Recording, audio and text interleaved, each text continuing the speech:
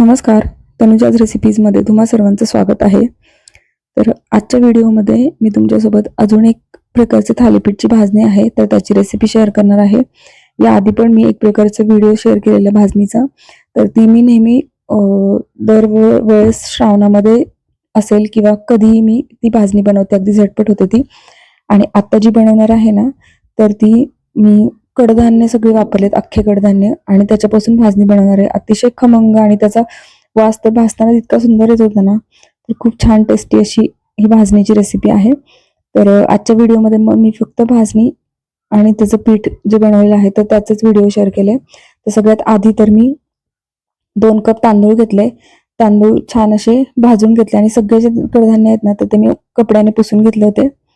आणि ते भाजून झाले की त्याच्यानंतर त्याच्यामध्ये 1 कप ज्वारी टाकली आहे, तर ती पण 2 ते 3 मिनिट आपल्याला चांगली भाजून घ्यायची आहे. त्याच्यानंतर त्याच्यामध्ये बाजरी आहे, तर बाजरी पण मी 1 कप घेतली आहे. ती पण चांगली भाजून घ्यायची आहे. साधारणतः 1-2 मिनिटं तरी भाजून घ्यायची आहे. त्याच्यानंतर त्यामध्ये 1 कप गहू घेतलेत, तर गहू पण 1-2-3 मिनिटं चांगले भाजून घ्यायचे आहेत. तर गहू भाजून झाले की त्यानंतर उडीद आहेत अख्खे. तर आता इथून पुढचे जे सगळे आहेत ना, तर ते कडधान्य आहेत, तर ते सगळे मी अर्धा कप, कपनेच मेजरमेंट केलं मी सगळ्या गोष्टींचं. तर अर्धा कप घेतलेत उडीद, ते पण भाजून घेतले. त्याच्यानंतर अख्खे मूग आहेत, हिरवे मूग, तर ते पण अर्धा कप आहेत. तर ते पण चांगले 2-3 मिनिट आपल्याला असेच भाजून घ्यायचेत.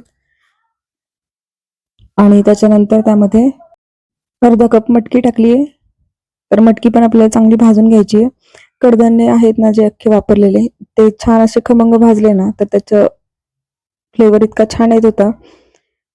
तितकीच चव पण छान आणि मुलांसाठीही अतिशय पौष्टिक आहे, कारण बऱ्याचशा गोष्टी मुलं खात नाहीत आणि याच्यामध्ये सगळ्या प्रकारचे कडधान्य वापरलेत मी, जे पण माझ्याकडे अवेलेबल होते ते. त्याच्यानंतर चवळी टाकली अर्धा कप, आणि चवळी पण 1-2-3 मिनिट आपल्याला अशीच भाजून घ्यायची आहे.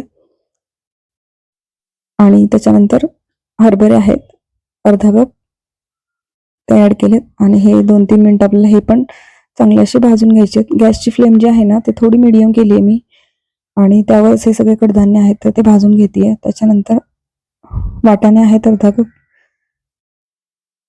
तर ते पण आपल्याला 1-2 मिनिट आपल्याला छान असे भाजून घ्यायचे. आणि त्याच्यानंतर त्यामध्ये पाव कप साधारणतः मी सोयाबीन घेतलेत.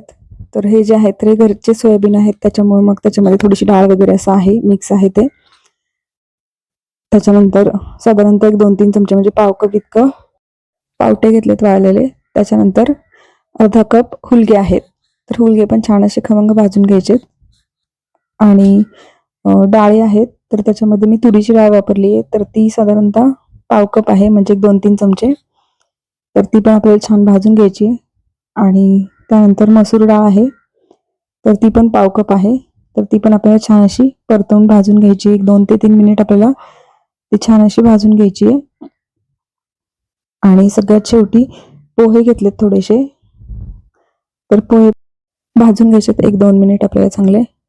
आणि याच्यामध्ये साबुदाणा टाकला तरी पण चालतो, पण मी काही साबुदाणा वगैरे वापरत नाही शक्यतो थालीपीठच्या भाजणीमध्ये.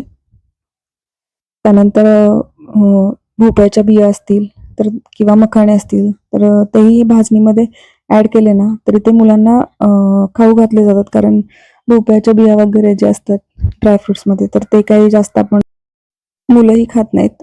तर त्या पण ह्याच्यामध्ये तुम्ही ॲड केले ना, तरी पण छान होते भाजणी. तर बघू शकता एका परातीमध्ये सगळ्या प्रकारचे जे धान्य आहेत तर ते काढलेले आहेत मी.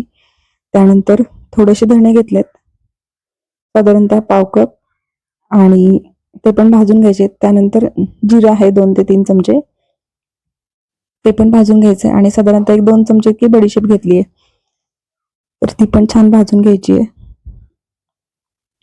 याच्या व्यतिरिक्त मी दुसरे कोणतेही मसाले नाही ॲड केले. आणि बघू शकता दिसायला तितकं छान रंगबेरंगी दिसत आहे आणि चवीलाही तितकंच छान असणार आहे.